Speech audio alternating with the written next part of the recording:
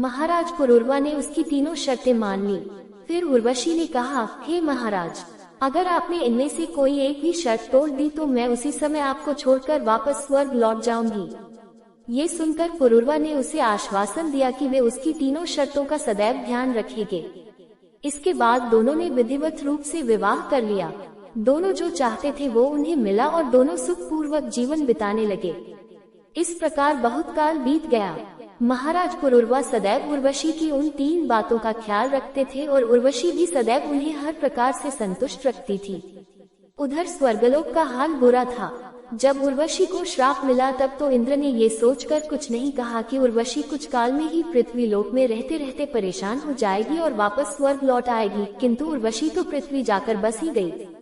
उसके बिना स्वर्गलोक की आभा कम हो गई और देवराज को भी अपनी प्रिय अप्सरा की याद सताने लगी।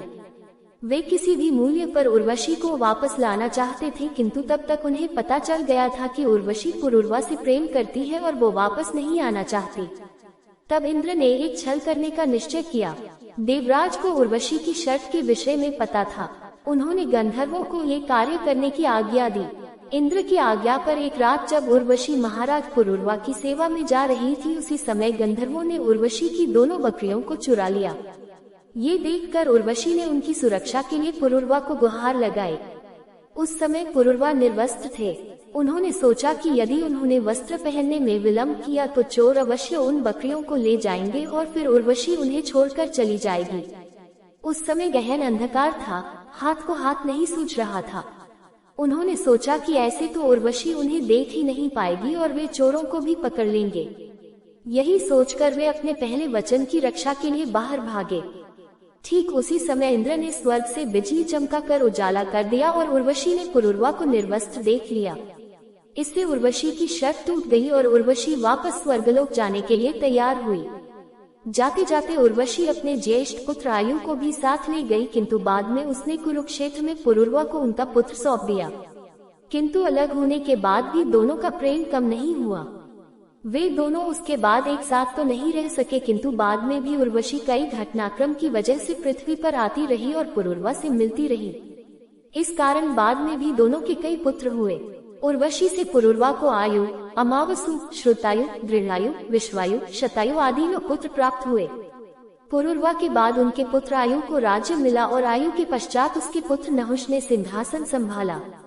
नहुष के पुत्र ययाति हुए और उन्हीं के 5 पुत्रों से समस्त राजवंश चला। ययाति के छोटे पुत्र पुरु से पुरुवंश चला, जिसमें आगे चलकर कौरवों और पांडवों ने जन्म लिया। ययाति के बड़े पुत्र यदु से ही यदुवंश चला, जिसमें आगे चलकर श्री कृष्ण ने जन्म लिया। इंद्र के इस छल के कारण पुरूरवा इतने दुखी हुए कि उन्होंने ये प्रतिज्ञा की कि एक ना एक दिन उन्हीं के कुल से कोई इंद्र को पदच्युत करेगा। उनकी ये प्रतिज्ञा पूर्ण हुई जब उनके पौत्र नहुष ने आगे चलकर इंद्र का पद ग्रहण किया।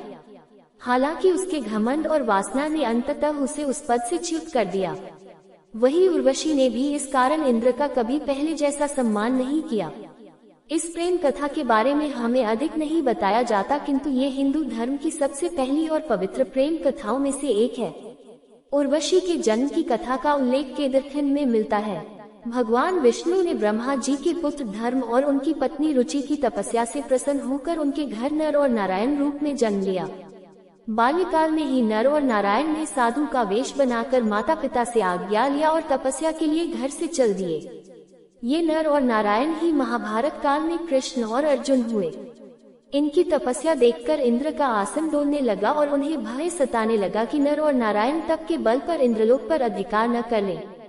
भयभीत इंद्र ने नर और नारायण को तपस्या से विमुख करने के लिए कामदेव संग अपनी प्रिय अप्सरा मेनका और रंभा को भेजा, लेकिन कामदेव और अप्सराएं नर नारायण की तपस्या भंग नहीं कर पाए। इसके बाद जो हुआ उसकी कल्पना देवराज इंद्र को